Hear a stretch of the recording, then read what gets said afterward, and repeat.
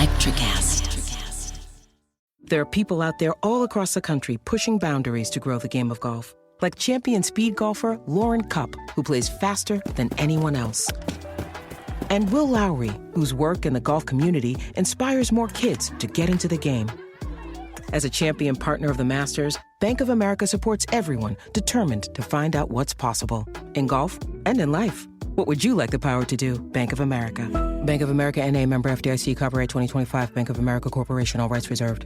The kids are still at practice, and I have no idea what's for dinner. You can get a rotisserie chicken and 2 sides for just $15 in as fast as an hour with Walmart Express Delivery. Who said that? Who's in my house? Don't play with me, because I'm not the one. It's just your friendly Walmart announcer. This is a commercial. Oh, okay. You were saying dinner for a family was just $15? Yep, it'll be at your door by the time you get the kids home from practice. Order now. Welcome to your Walmart. Subject to availability, restrictions and fees apply. Now that was a helpful commercial.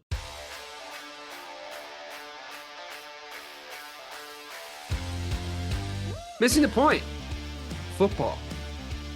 It's a wonderful time to be alive, gentlemen. It's, I think, the worst season of NFL football in my memory. I wanted to start off by talking about this. Like, Bobby and I basically tried the Sisyphean task of doing a power ranking show every week, but it was kind of just bad news after bad news. Like, every time we gave up.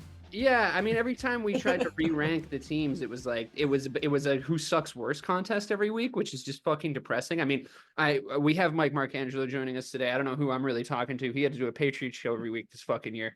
So I think there was 4 weeks where you were talking about something like somewhat positive, and I enjoyed it because every time I tuned in to the MTP Boston show, when they won, it would be to hear Ray complain about them winning, and you being like, but you know.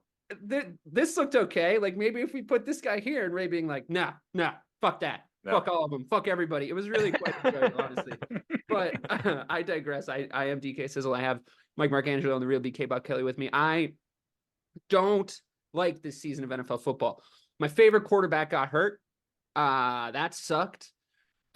It sort of seems inevitable that the 49ers are going to meet the Baltimore Ravens in the Super Bowl. I'm not sure in their respective divisions who fucking beats either of those teams at this point.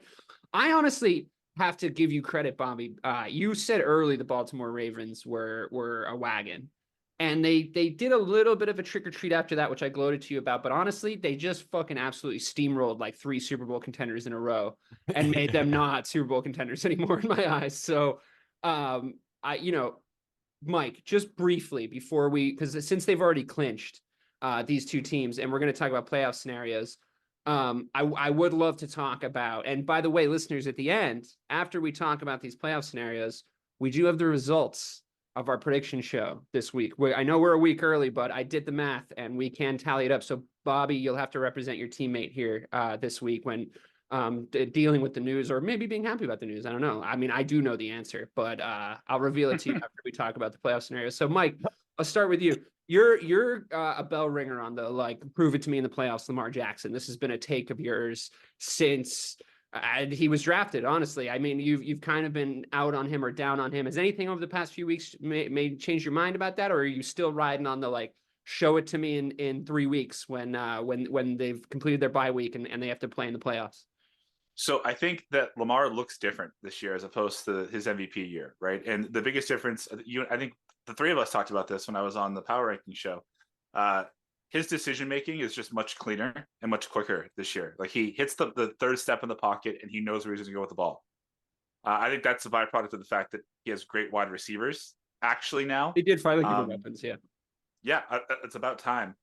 I still am in the.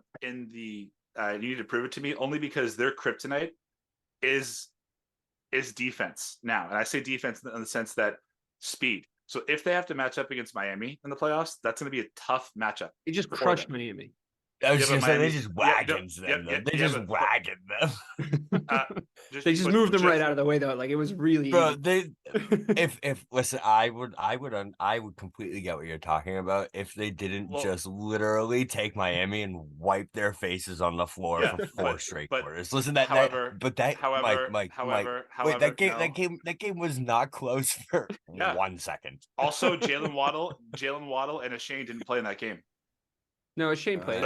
He did. No, he didn't. Oh no, did. sorry, Mostert didn't play. Mostert was out. Yeah. Mostert was out. Yeah. So yeah, like two of their three fastest people on offense weren't playing. I'll give you that. I'll give it. Okay.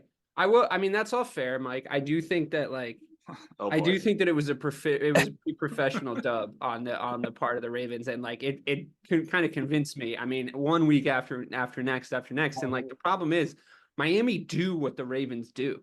They're a very similarly built team, except the X factor under center in Baltimore is just like Tua is not that. You know what I mean? And like Right. I would be saying that if it was the Lamar of a year ago or 2 years ago, like if they had a matched up against them like in all other areas. But honestly, like I of course think that the Dolphins skill players are better than the Ravens skill players, but like not by a crazy amount. Like just the Tyreek Hill factor, really, because he's that much better than fucking everybody in the league. But like Zay Flowers is really entertaining to watch. Like I watched that. Yeah, man. Yeah. I watched that 4-quarter waxing, knowing the results, like knowing how it was going to end, just because the Ravens were so much fun to watch on offense in that game. Like I was glued to it. So What's cool about them too is like when Andrews went out, you're like, is that gonna be what is like the? I really thought that was the end. They're of the even. season. They're. Did you even see those advanced better analytics? with Did Likely, you see man? the advanced Likely. analytics going into that injury? Lamar with Andrews, Lamar without Andrews. It was like the first graphic they put up when he got hurt. It was like, I was like, oh, he's fucked. Like it's absolutely all over for him, right? No. Turns out it unlocked the whole offense once he didn't have a safety blanket. But to your point, Mike, it is the playoffs. And Lamar Jackson has historically completely changed who he is as a quarterback every time he enters the postseason. So if they come up against Miami and Lamar does that, I could 100% see your point. And Bobby, you have to admit, like it's not as if it hasn't happened every single year on year, where he just becomes a shell of himself. And yes, I agree, Mike, that he's different, but you know, we've seen it before. We've seen guys that can compete in the regular season, like at a really, really high level, and like they just can't get it done. We've seen it a lot of times. I can't believe I'm going to do this, but we've never seen Lamar on a team with skilled players up to his par. Like it's just been Mark Andrews, and then their number one wide receiver was fucking Rashard Bateman, right? Like now they have Zay Flowers, they have Odell Beckham, they have Nelson Aguilar as a 3 is still a pretty damn good number 3 in that offense. Yeah, I mean, I'm pretty sure you guys were saying that, like, you guys were talking about Aguilar in that sense, you know, in his prior iterations. It's like, it's fine if he's 3 or 4. He was just our number 1. Yeah, he can't be your number 1. I mean, I don't want to say it, but I agree. I mean, this is kind of a weird aside, but I'm a little high, so I'm going to ask you guys this question. I watched a TikTok video today that was like, Mike Vick says that Lamar Jackson's a more dynamic runner than him, and then it like spliced in like side-by-side highlights of Vick and Lamar running.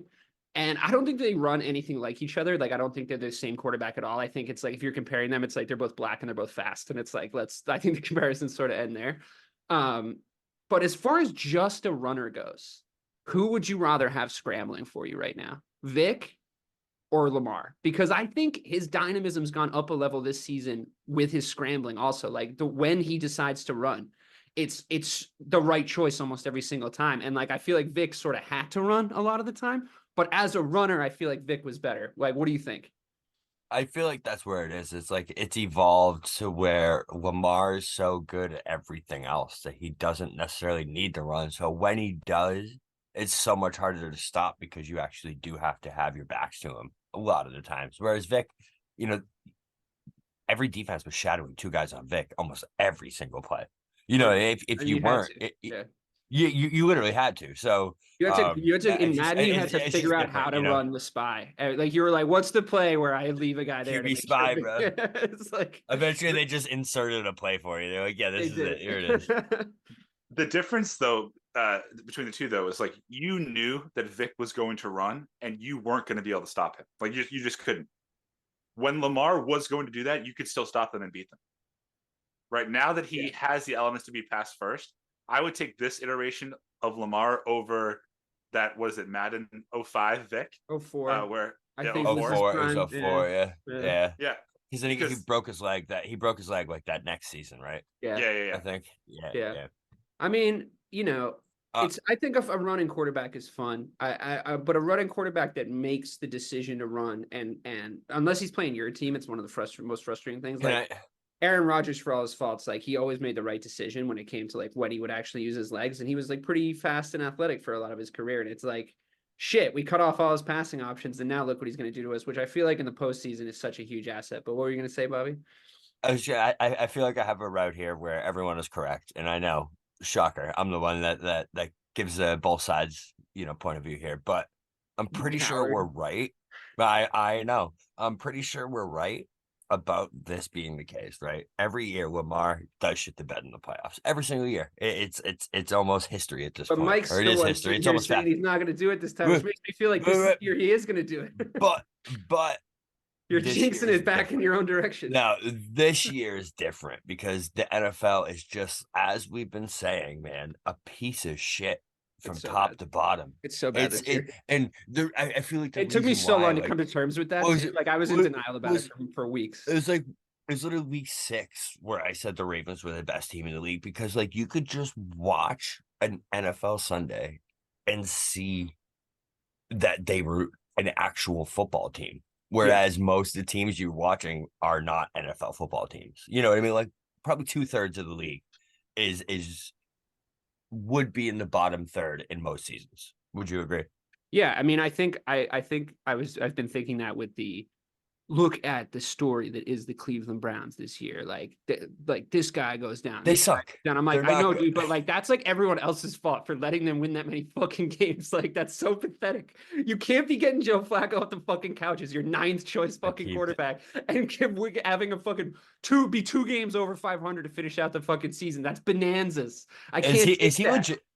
Is he legitimately a top 10 quarterback in the NFL right now? I think he might be right now. Yes. I think he might be a top 5 right now. Like, quite frankly, which is so embarrassing for the rest of the quarterbacks in the NFL.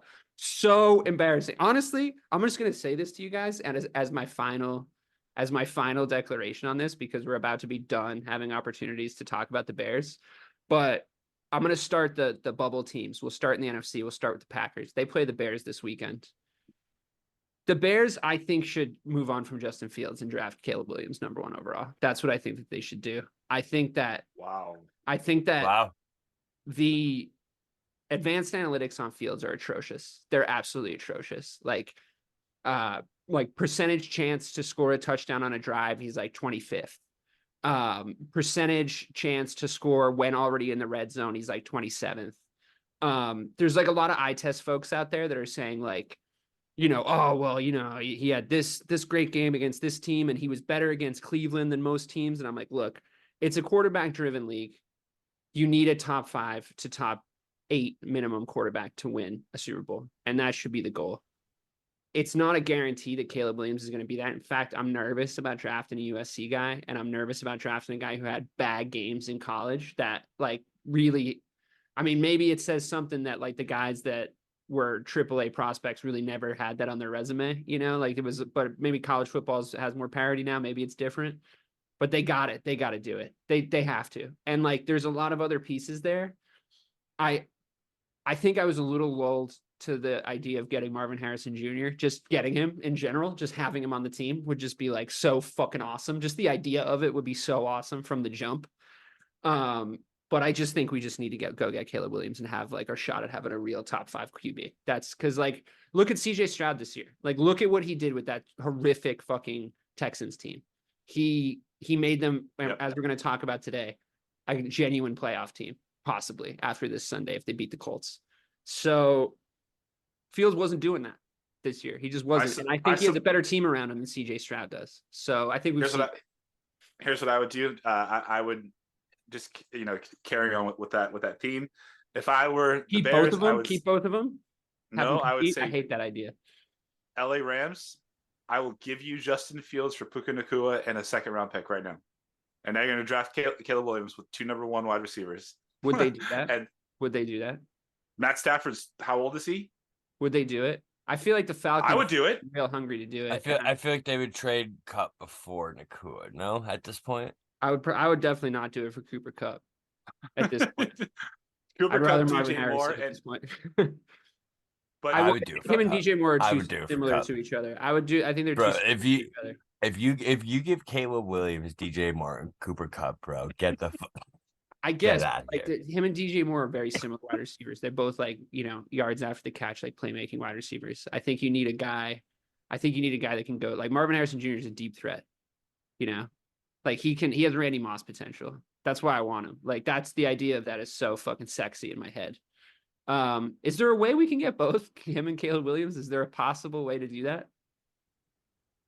Is there any without trading Fields? No, you trade Fields and you get Caleb Williams and you get Marvin Harrison Jr. also. There's no way, right? Like would you need 1 and 2 or like would you need 1 and 3? Because I feel like probably need a 1 and 2. Somebody's taking a QB at 2 also probably though, right? Yeah.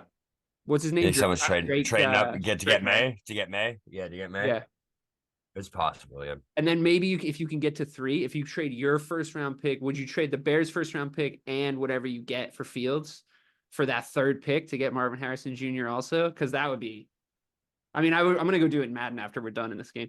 Anyway, if the Bears beat the Packers this weekend, if the Bears ever needed motivation to beat the Packers in the last 10 years, I'm glad this game actually means something. It's obviously our biggest rival. They've been talking a horrendous amount of shit this week about just our franchise in general.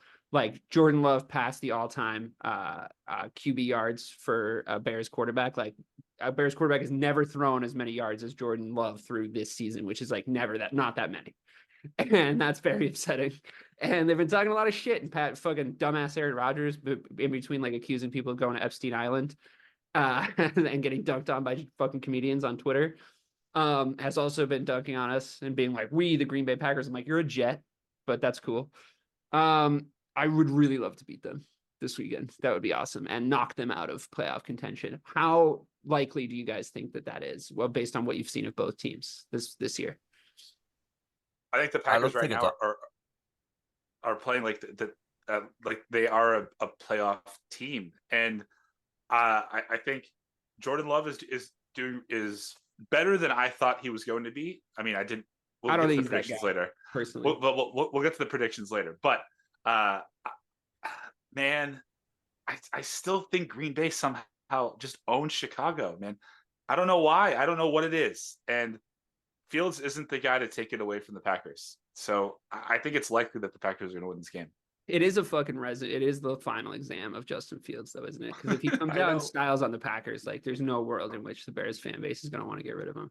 But if he comes out and sucks, it's like, all right, just fucking draft Caleb Williams, whatever. Because this could look like the best masterstroke in the history of like GMing. Like Poles could come out looking like such fucking genius if he uses this pick correctly, because then you just look back at that trade with Carolina and you're just like, wow, you guys are embarrassing. Like already it's like borderline that, but like if we turn this pick into somebody franchise level, like anyway, Bobby, do you think we have a chance? Because I do agree with you that the Green Bay has fucking owned us, but we've owned the other two, which has made me feel a little bit better. Like no matter the situation, you saw us beat up on the fucking Lions, who are apparently everybody's darling the other week. But Bobby, do you think we have a chance at winning this game and knocking them out of playoff contention? It would feel so good. Absolutely. I mean, I think they've been playing all right coming into this game. They barely beat the Panthers, but they did smoke the Vikings. So, yeah, just because the Bears are playing so good lately. You know what I mean? I feel like this is who the Bears have been. So I would say yes. That feels good. Here's a wild scenario. If we beat Green Bay and Seattle lose and Tampa Bay lose, Minnesota gets into the playoffs at 8-9. 8-9. We still got the point, by the way. What happened? Would we get the point? We get the point. Yeah, yeah. I talked you into 7-10. Remember? Oh yeah, you're taking credit for that. Where I mean, the NFC North looks pretty good for us, and I want to take a little credit for that. Where did Josh Dobbs go? Can I ask that? What happened to Josh Dobbs? You mean like the top 4 15 QB in the interceptions league? and Yeah. got fucking it's like I told you he was gonna. The fuck? No, top 15 QB. He was like America's darling for a week and a half. Your fucking he was darling. just gone. He was Bobby, everyone's darling, bro. No, he was Everyone's. your Peyton Pritchard. That's what he was. And he fizzled out way faster. He was America's darling until the Bears game, when it was just the worst display of football. DK thinks it was good, but it was a terrible football game. That was a horrible I didn't game. say it was a good football game. I said it was entertaining to watch because there was a lot of turnovers. That's entertaining.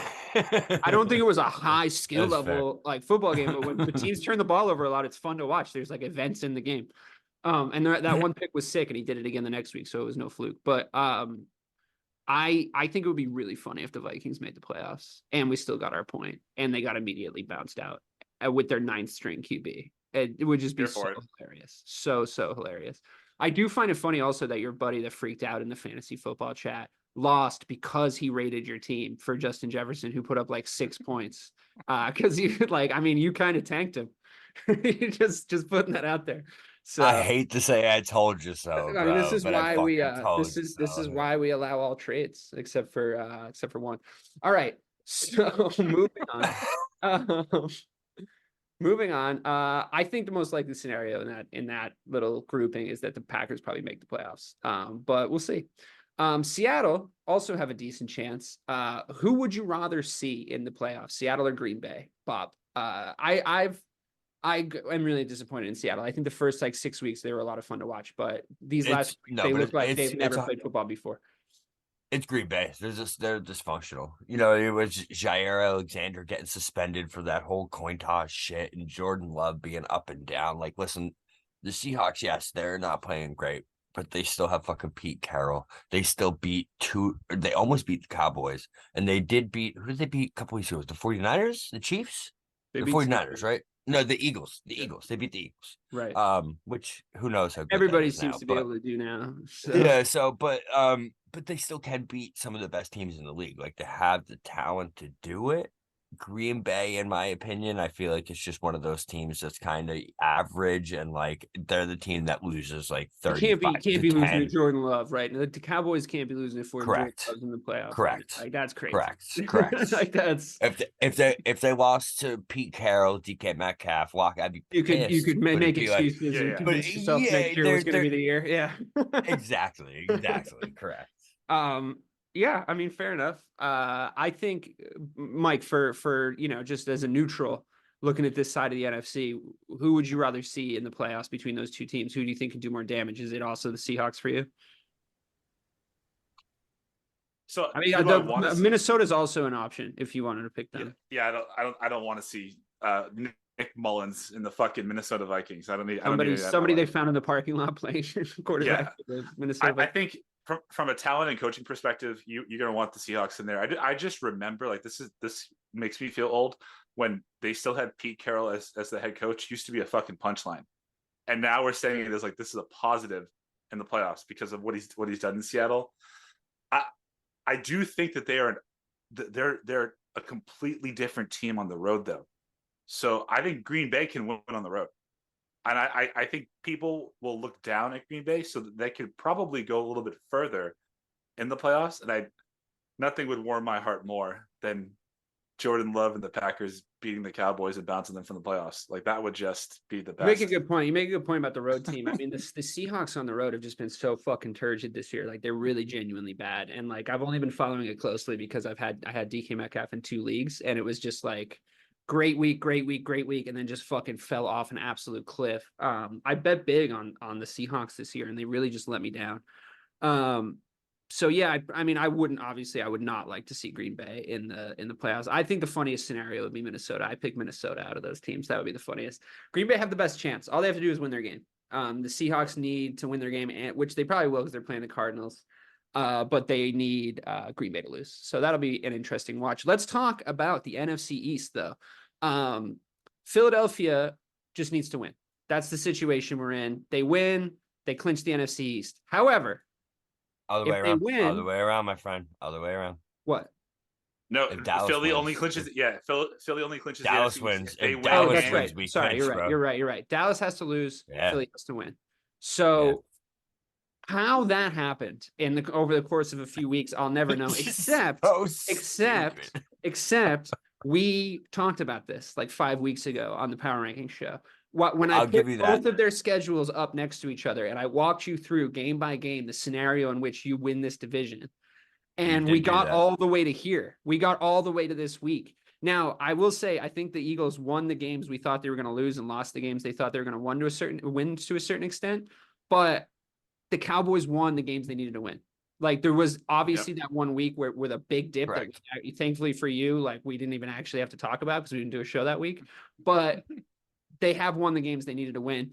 To Mike's constant point, I'm going to go to Mike first on this. To Mike's constant point, They beat a couple of winning record teams in that run. So, Mike, anything changed for you? Kind of same question as Lamar Jackson. Anything changed for you for the Cowboys? How I feel about it is if they are able to clinch the NFC East this weekend, if Philly lose and they're able to clinch the NFC East, which means they have a lot longer until they potentially see the 49ers, which is the situation they need to be in to get to an NFC title game at the very least. If they see the 49ers along the way, they're not getting there. I really don't think so. Their best dice roll is someone else upsets the 49ers. They're not built to beat that team. Someone else upsets the 49ers, they have a chance to get into the Super Bowl. That's how it needs to play out. So I think they have that shot. How likely do you think that is? And what do you think is going to happen this weekend with the NFC East?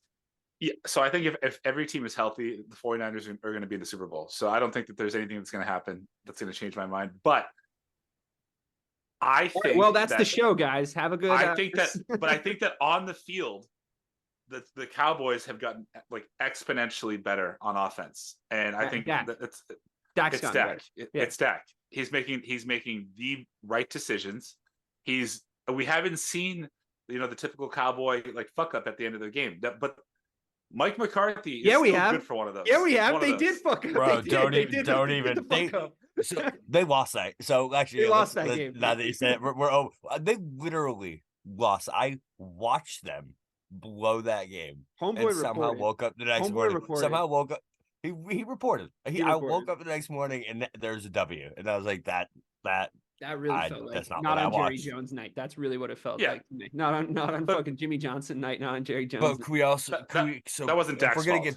If we're gonna give Dak credit though, right? We gotta also shout out my boy CeeDee Lamb as emerging as possibly today. Here we go. The top 2 wide receiver in the league. It's him and Tyreek right now, right? That's it. Who else? Yeah, who else even compares to him? But number 1 is Tyreek by a lot. For sure. It's like Tyreek and then everybody else. He's like the way you framed it. It was like it's him and Tyreek over here in the corner being best friends. Some people are saying CeeDee, bro. Some people are saying it. It's very Donald Trump. Nobody's saying that. Some people. They can say it if they want. People say a lot of things. Bro, dude just won me 2 fantasy championships by himself. So well then that decides it then. Like that's not anecdotal at all. Yeah, look, I mean, I do think that Dak's much improved. I think that he's much improved to the point where I'm ready to give him another chance to show me that he's not the guy. Because I had decided it, but he was good enough that I'm like, fine, let's look one more time. And I mean that, one more time. Let's look in the playoffs just to see. Because if not, then we have to go back to my plan where we make him pretend to be Brock Purdy. That's the only thing. That's all I got. You know what this is? You know what this is for me, bro? This is like I'm like a 7-year gambler here that like has been fucked over so many times by fucking red, by black, just all over the fucking place. But I hit one last hot streak, and it's like, you know what? All the fucking chips are in. This is it. This is all the Cowboys. That's a sad story though, Bobby. Like never ends well for anybody. Listen, and I don't expect this to end well because I'm telling you, all my chips are in. This is it, guys. This is my Dak. I'm with you. I'm with you. I'm tailing your bets, buddy. I'm with you. Yeah, I'm ready. I'm ready to ride with these guys one more time because genuinely, I've double or nothing. Let's go. I've really enjoyed their defense the last few seasons. I think that they're a fun team to watch. I like tuning in when they're on prime time. I like tuning in the middle of the day. I like to see your ups and downs as we go through the season, knowing I'm going to talk to you about it every week. That's fun to me. What really made me turn the corner, though, was that Chris Collinsworth, like, little blurb where he talked about Dak being like, well, one day I just was like, oh, this is how you do footwork, and this is how you work on footwork. Like, that made me less inclined to think that he was the guy. That was like that's the stupidest thing I've ever heard in my life. But like, if he wasn't doing it before, and he was still pretty good, if now all of a sudden he's doing the basic shit to be an NFL quarterback, like, I mean, it's a little disturbing. It's a little disturbing if he wasn't doing it. Like, what was the quarterback coach doing?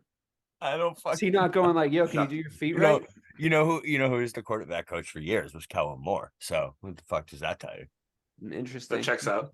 That definitely does check out for sure. Sure does. Okay, so actually on that note, I'm curious about this. Just since we talked about Lamar, we talked about Dak. Who's everybody's current pick if you had a vote for the MVP this year? It's Lamar. It's Lamar. It's already Lamar. It's over. Mike? Lamar. The books have it at like minus 5,000, bro. Yeah, I think that he is gonna win. And I agree with you. Vegas already called. Vegas Is it already really called that it. bad? Vegas like I do yeah, agree with you that he is gonna win, but I just wish we would not give it to QBs sometimes because it would be Tyreek Hill. it's like at the odds of like if Kansas is playing like Bellarmine College. That's what the odds are right now. I just think it should Lamar be MVP. Tyreek Hill. I honestly think it should be Tyreek Hill. Just quite frankly, because I do agree that Lamar's like had a spectacular season and he's gone up a level, but it's the weight on the position for MVP that annoys me. I think it would just be more fun. It would be more fun of a award if like Tyreek Hill could win it this year. Because for me, like also superhuman shit out there, like it was crazy. It sucks that the fact that the one game that Tyreek missed that they won, so that you just know that voters are out there saying, well, his impact on the team isn't. They lost to the Titans, but they beat the Jets, Bobby. And no, I know. No. Oh, I think you're about to come after me for that. But No. I do believe now. I'll never be able to prove this. If he had actually like eclipsed 2,000 yards receiving, he'd win. He would win. What is he? I don't disagree because he's close. I think he's like 190 away or something like that. I thought he was like 300 yards away. I thought he was 1,700 yards. I thought he was closer than that. No. Let's look. Yeah, let's step away. We need to pay someone to do this. So he's at 17-17. He's not getting there. Oh, yeah, it's very far. You're right. Okay. I think agree with that, if he doesn't miss a game, because the last time someone won that wasn't a quarterback was Peterson, correct? Yeah, in my memory. That was the year he went 2,000 after the ACL, and he was just like a different level. And I feel like this is the first time that we've seen a skill player reach that level, right? Every week where he's just making your jaw drop on a weekly level. So, I mean, I feel like if it was ever going to happen, this was the year. This was it, Yeah, I don't know if I don't know if we're ever going to see it again. I feel like it's going to be a lot. It's like don't make that award the best quarterback award. It's like you're watering down the award. I really do think that like it would just be so much more fun if like one year like we had like a Ray Rice situation, or it was just like, fuck yeah, like let's make a safety the MVP this year, or like it's something, or not Ray Rice, Jesus Christ, Ed Reed. I was like, I don't know why I said Ray Rice. A Ray Rice situation, you don't get MVP awards for. You get jail time. But if we had somebody like at like an Ed Reed level, just going fucking insane, or like the next like Troy Polamalu, and we just wanted to like shout him out, give him the MVP award, like that would be fun. Let's look at the NFC South.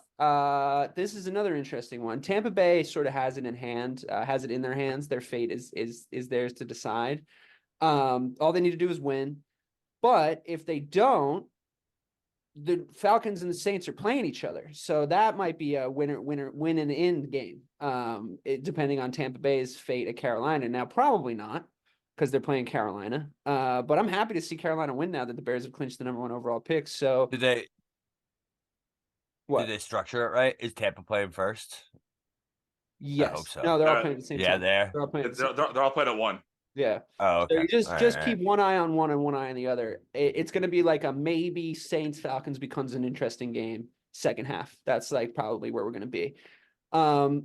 If again, I'll ask the same question. If we could decide today for, I don't know, either who they might beat or whatever, who the most interesting team to see in the postseason is of these three teams, who would you guys, Bobby, who would you most likely like to see in there? I personally, for me, I thought the Falcons were going to be better than they are. So I'd probably pick the Saints right now just because they do some interesting shit sometimes. But I don't know. These three teams have just been so underwhelming all season. Who would you like to see maybe shake things up in the postseason? I think Tampa Bay is the only one that possibly can.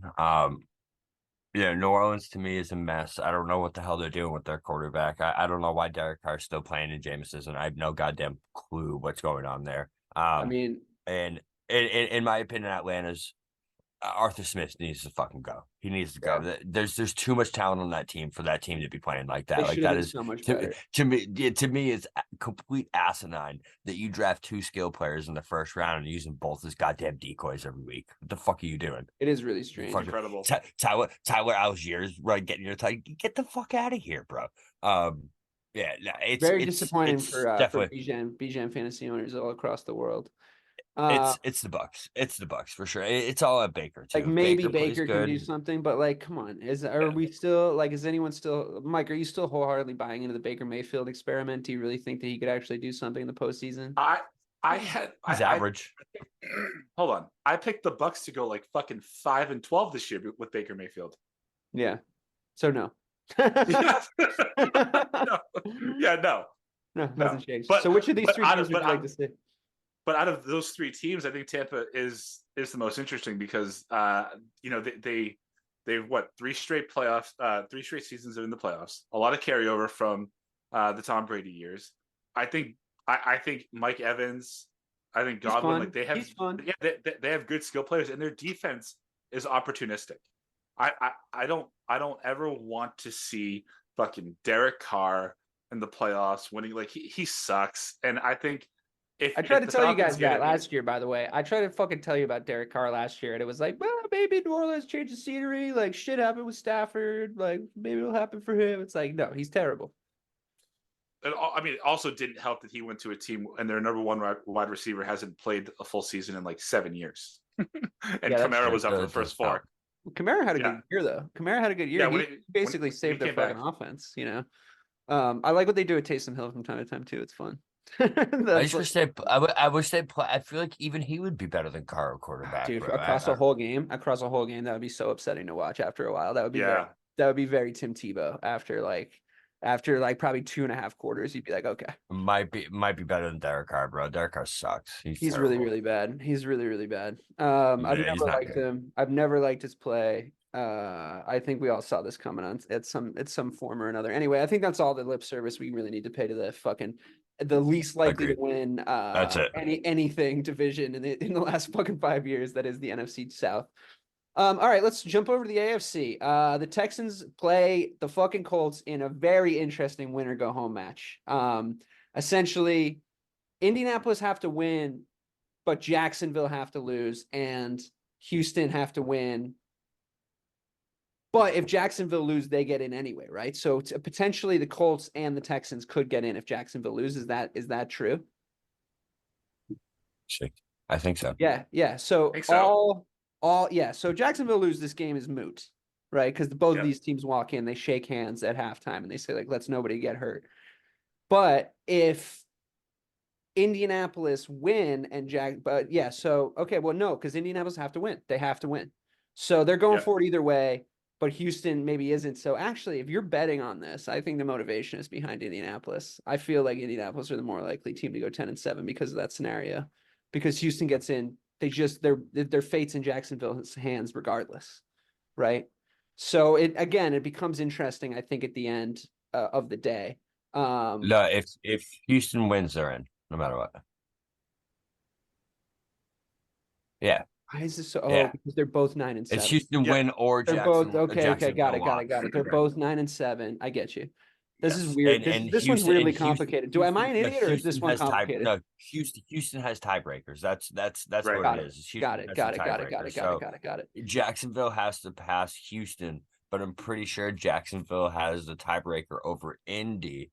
Right. So if Jacksonville has to lose for Indy to get in. Right. But if Jacksonville loses, Indy and Houston ends in a tie, then they get, I don't know. Okay, forget tying. Yeah. We're not discussing that. It's already complicated enough. All right, copy that. Yeah. I'm with you. I'm surprised the Colts are 9-7. I'm no longer surprised the Texans are 9-7. The fact that Texans are 9-7, I mean, really, CJ Stroud deserves an immense amount of credit. This is the best rookie year I've seen, I don't know, ever.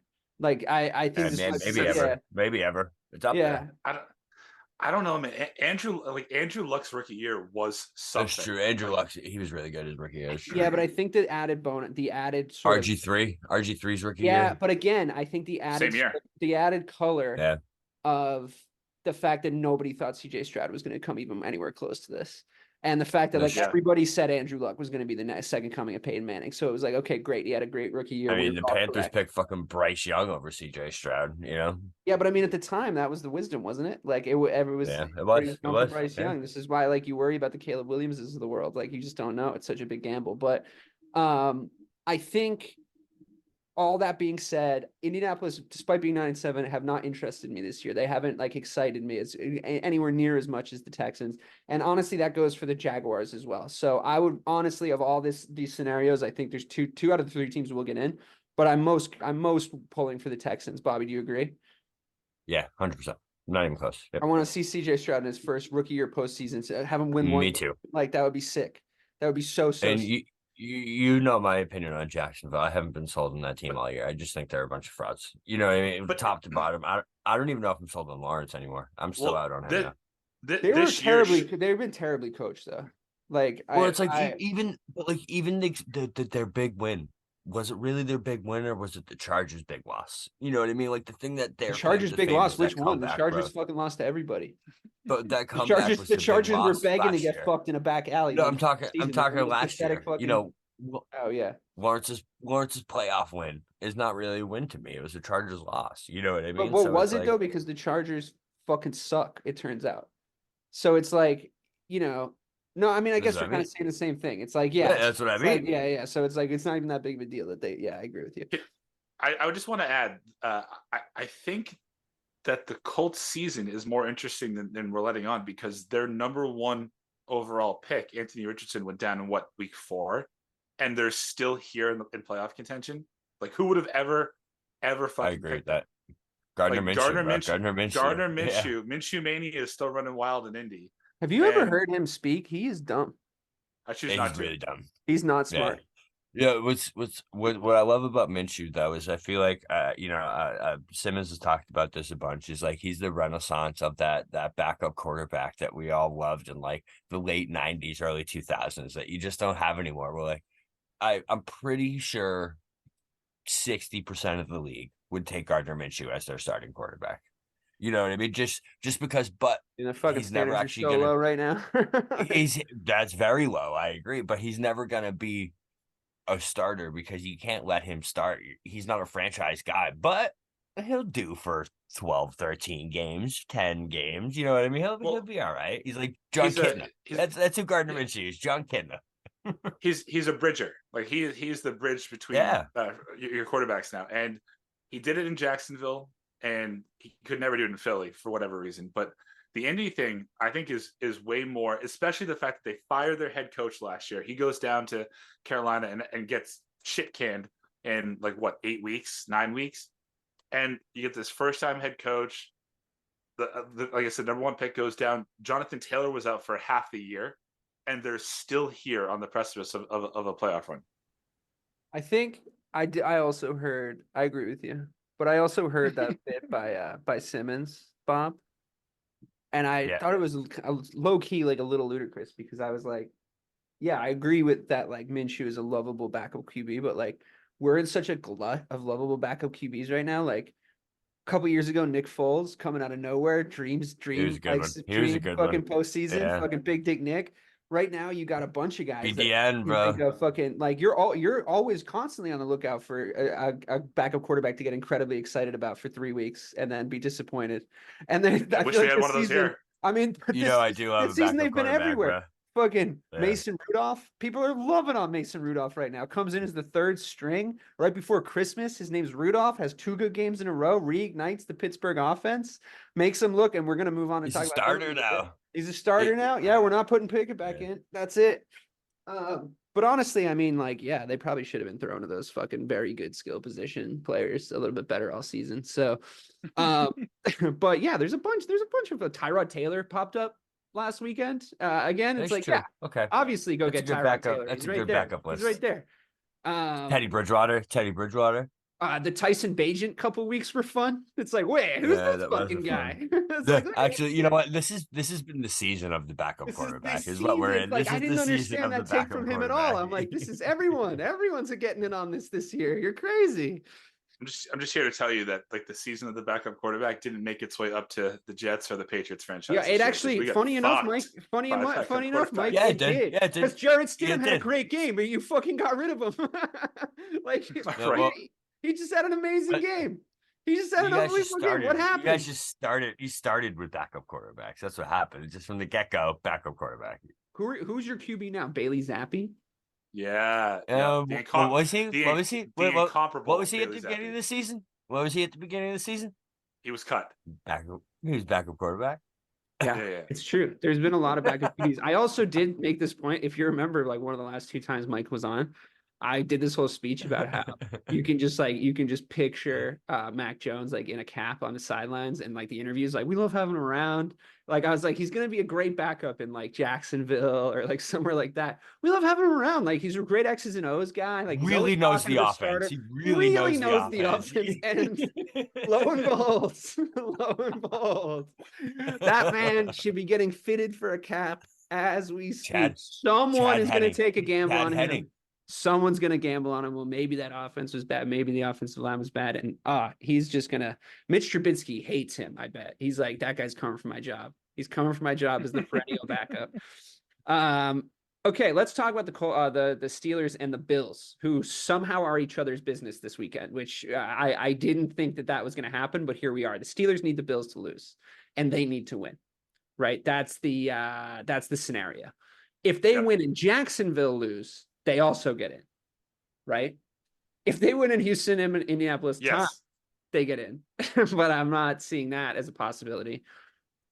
If they we're not going that far. So here's a weird one. If Jacksonville lose but Denver win, they get in.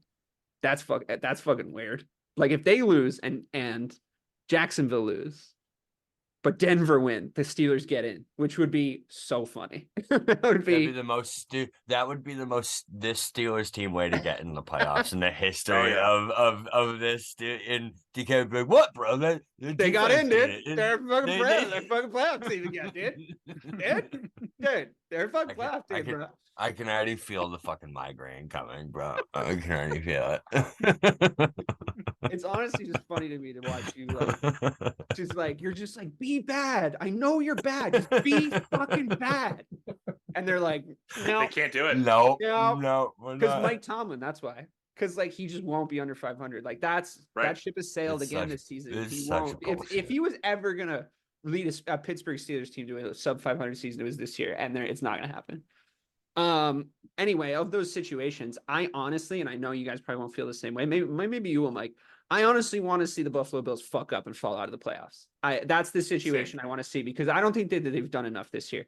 I really don't. And to see them, or do I want to see them like walk into an AFC title game and get like waxed by Baltimore? That would be also a lot of fun. So one way or the other, I do want to see the Buffalo Bills sort of have to answer for their mistakes and the way that they ran their team this year. Is that at least somewhat of a consensus? Yeah. Listen, I'm here for the Bills blowing up, and then because then the narrative is going to be Sean McDermott is going to be first of all, whose fault is it going to be? They're going to make it Sean McDermott's fault? Yeah. Right. It will never be Josh Allen's fault. No. And then like their window might be shut, because I don't think Josh Allen has it. Like all the things that we say about Dak, I believe more about Josh Allen than I do about Dak Prescott. Wow. Is it true, Bob? Is Josh Allen not the guy? Can we declare that here and now? I mean, I think we declared that 5-6 weeks ago when we said, I have never trusted him in the red zone. I have never trusted.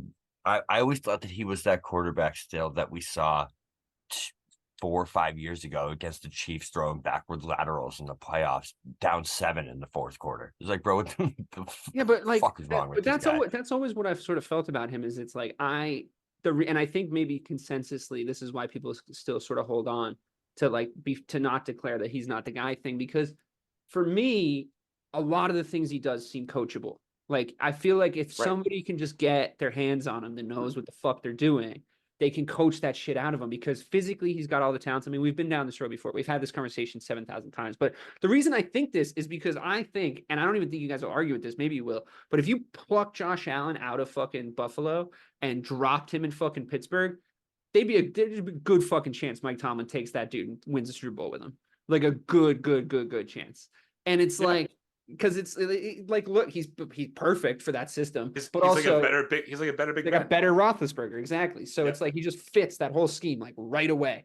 You even saw it with Rudolph. Like Rudolph honestly was a little bit better in that scheme just because he was like a little bigger, like just able to do a couple of things that like that offense needs him to do that like requires some sort of physicality that like Kenny Pickett really wasn't bringing to the fucking table, and Mitch Trubisky certainly wasn't bringing to the table. But you can actually see why they picked up Trubisky for that reason, right? Like if you look at his like whole profile and the shit that he can do. But I don't know. It's disappointing to say it, you know, because he's so talented and he's so fun to watch at times. Right. That's like the biggest knock now is because if we identify like what's wrong with his game, you know, he has to know it and he still isn't changing. Well, he obviously doesn't know it. Fucking Dak just learned how to walk the other day. He just learned how to walk backwards correctly. So, like, you never know. He's like, I don't know if you guys know this, but there's a better way to walk backwards. It's pretty crazy.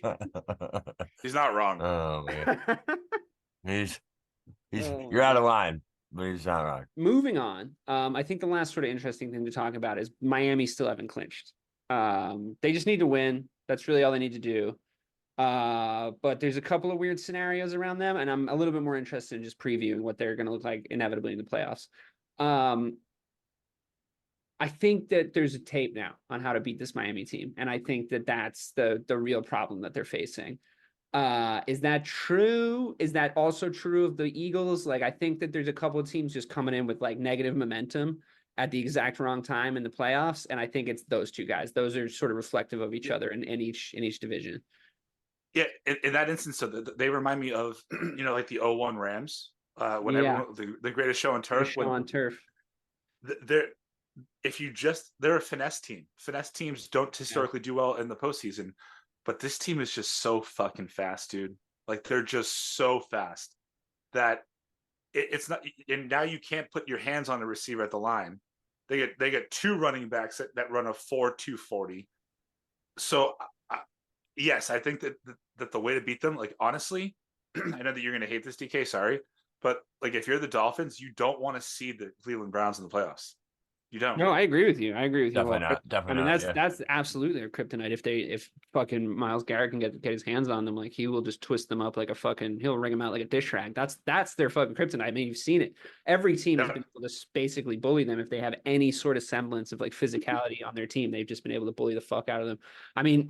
They're representative of their coach. I like Mike Marcangelo a lot, but he looks easy to bully. I'll be honest with you. I really do feel like I could bully him quite a bit. Until you talk to him, I feel like he's pretty badass. If you hear him talk, he'd be tough to beat in a game of words.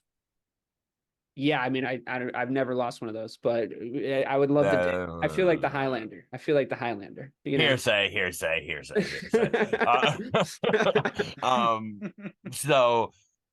I just with the Dolphins, I feel like they are the biggest Jekyll and Hyde team that we have in the NFL right now. Sure. You know what I mean? But you know what the formula is to make him look like Mr. Hyde. It's just pushing around a little bit, you know. But I feel like we're looking at two scenarios for them, right? Where it's like we're talking about the Dolphins being the underdog team to make it to the Super Bowl, and like they beat the Ravens, and they're so fast, and they're so or they get absolutely shit stomped by one of these top AFC teams, the Chiefs, the Ravens, in the first or second round, and they are who we thought they were. You know what I mean? What a callback. I feel like there's no middle route for this team where there's like a close, good game where, you know, they go out with some resiliency. No, they're either going all the way or they're getting fucking ass kicked. That's where I see this team this year. Yeah, I mean, if that was a basketball team, you would be like, yeah, sometimes they put in great performance, like the Sacramento Kings. You're like, sometimes they put in great performances and sometimes they get blown out. And that just means that that's a basketball team that can go either way. Like maybe they become the team that's going to be like never getting blown out and they're going to win games, or they become the Timberwolves or the you know, like of maybe 6 years ago, and then the next season they regress completely. So with football teams, I think you have to come to the full focus of your identity sooner because there's less games. So you just have to figure out who the fuck you are like very soon. And I think that you hit this as a zenith as opposed to like a middle of the road situation. So now I feel like, what are they going to do to edit that at this point in the season? And I just can't. Mike, can you think? I can't. There's nothing. Maybe you can go add a couple of guys, a couple of fucking Lawrence Taylor fucking acolytes in the offseason that like, will make your team a little more hard. It's a hell of a fucking acolyte, bro. Yeah, but I don't know because no, I mean, you don't have to be as good, but the acolyte of all acolytes is but you go and you say I play like that, I want a guy who plays like him, not necessarily who is as good as him. But I think I think you get a couple of hard-nosed dudes in there in the offseason because at least you've now identified the problem. And I still think the window's there for them. I don't think that they're done after this year. But right now, I don't know what they're going to do, Mike. I just think that we've already seen this team grow year over year. Like last year, this team was 1-5 down the stretch. This year, they've just made the decision that they're going to be better. They've improved. I think that I don't know if you add one of those hard-nosed guys on if that's gonna make it. Like I think that the way that the league is trending is more finesse and speed, and so I think. The 49ers are probably going to win the Super Bowl with almost the exact same team. Like it's the same fucking blueprint. So right. It's literally the same thing. There's no difference between those two teams. Right. Although they did go out and get Chase Young. And they have a Bosa brother. No, so I mean, I'm not saying they're on the same level. I'm just saying the same style of offense. That's all. Skill set, yeah. Okay. I mean, I guess we'll see.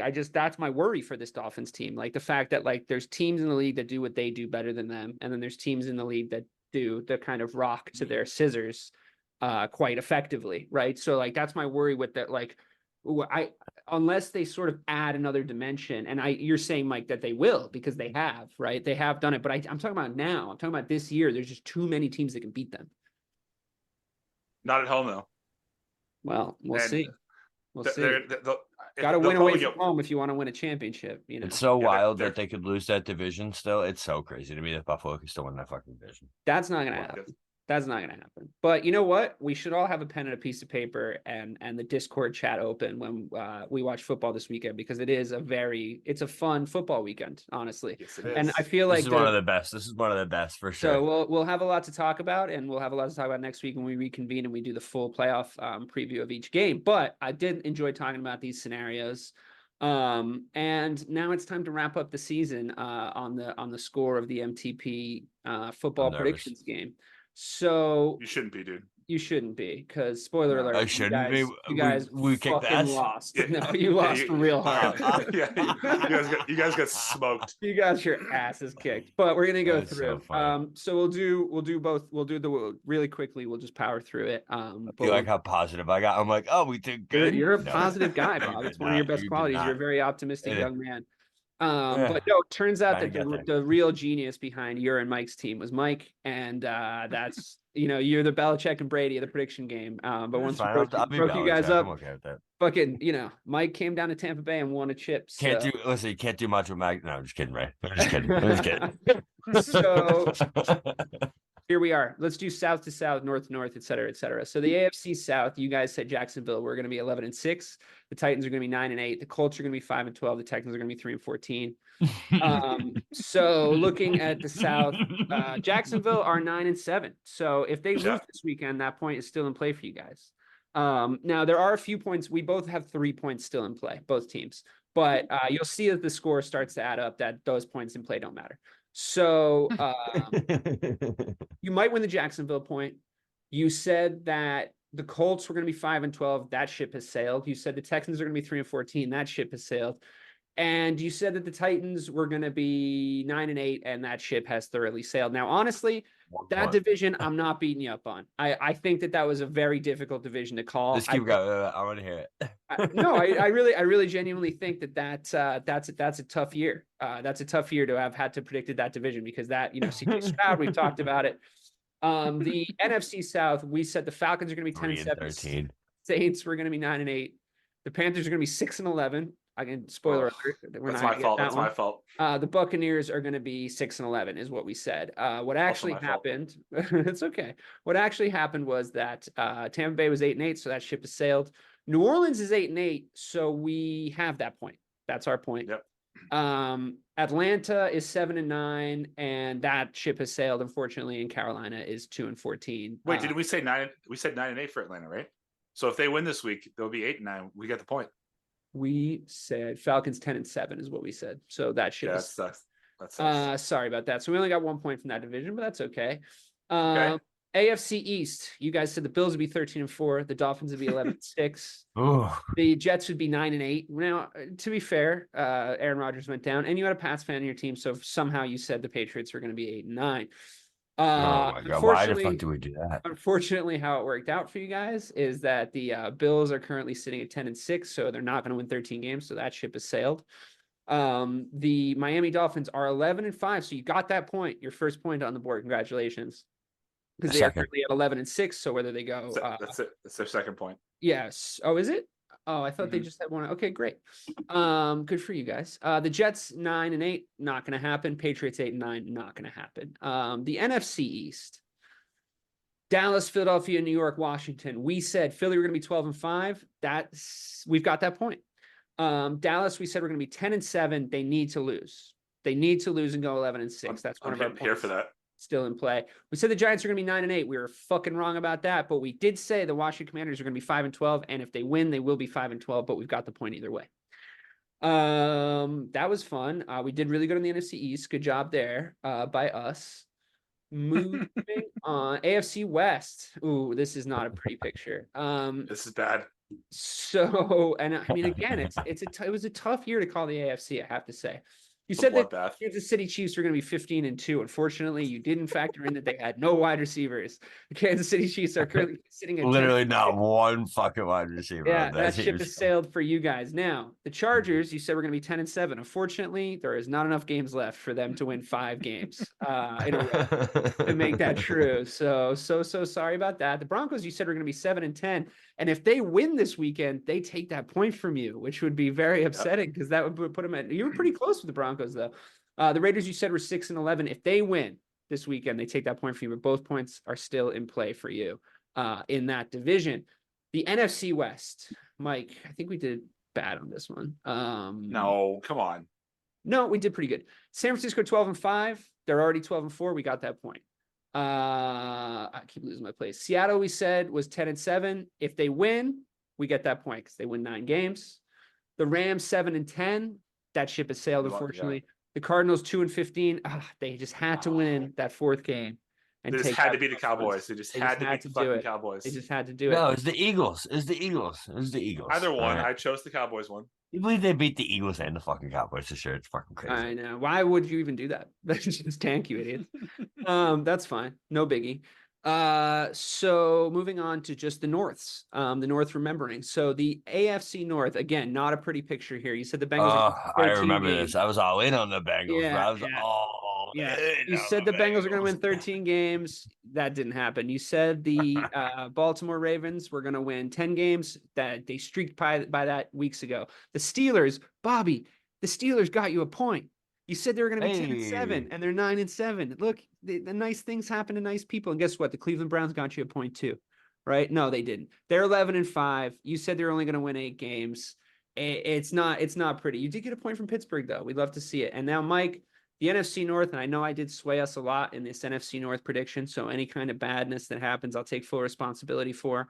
The Lions, we said we're going to be 10-7. Unfortunately, we are not going to win that point because the Lions had a very good year. Oh, no, wait. They might lose. No, they might lose. If the Lions lose, we get that point. If the Bears, we said we're going to be 10-7. That's definitely my fault.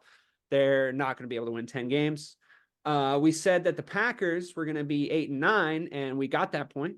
So, because they're currently 8-8, so it doesn't matter what they do. Welcome. The Vikings are going to be 7-10, and we got that point too. So we might get 3 out of 4 in the NFC North. My personal division. So I'm obviously taking full credit for that win. Now we can do the props. We can go through the props. I don't think it's really anything's really in play, but we can talk about it. Jahmyr Gibbs is who we We picked guess. for rookie of the year. I don't think that's going to happen. No. Bijan. We picked Bijan. No, sorry, you We guys picked Bijan. Jahmyr Gibbs. You guys picked Jahmyr Gibbs. We picked Bijan Robinson. I don't think either of them are going to win rookie of the year. So that ship has sailed. Congratulations to CJ Stroud. Defensive player of the year, you guys picked Mike Parsons. I don't think that's going to happen. We picked Myles Garrett. That still could, I think. Yep. Who's currently the Yeah, odds? that's in play. First let's coach see. fired. You guys picked Dennis Allen, and we picked Mike McCarthy because I think we were being My dicks. fault. No, it was my fault. You had Josh McDaniels. Did I? Yeah, you said it, and I was like, no, dude, come on, Jimmy G in Oakland with Devontae Adams, no fucking way, dude. Well, I don't think he's very good at coaching football teams. Myles Garrett is favorite. Okay, great. So we might still win that point too. But anyway, the current tally total is that we're 6 points. You guys are 2 points. We have 3 points still in play. You have 3 points still in play. If you won all 3 of your still in play points, and we lost all of ours, and we have 4 still in play with the defensive player of the year, and we lost all of ours, you would still only get 5 points. So unfortunately, this game is over. That is a win for the NFC team. We'll see you. Who'd you guys pick for MVP? Who'd you pick for MVP? You know what? Honestly, Bobby has to run. Who so was that's it? all we have time for. This has been a wonderful edition of the Football Corner Show. Fun time happy hour with Dave, Bob, and Mike. I wouldn't call it a power ranking show because we didn't talk about the power rankings, but hey, next week we'll be back talking about the amazing playoff picture. Hopefully it's a fucking sick playoff here because the regular season quality has been low. But for myself, for the Real BK, Bob Kelly, for Mike Marcangelo, for our producer Craig, thank you guys so much. See you next week.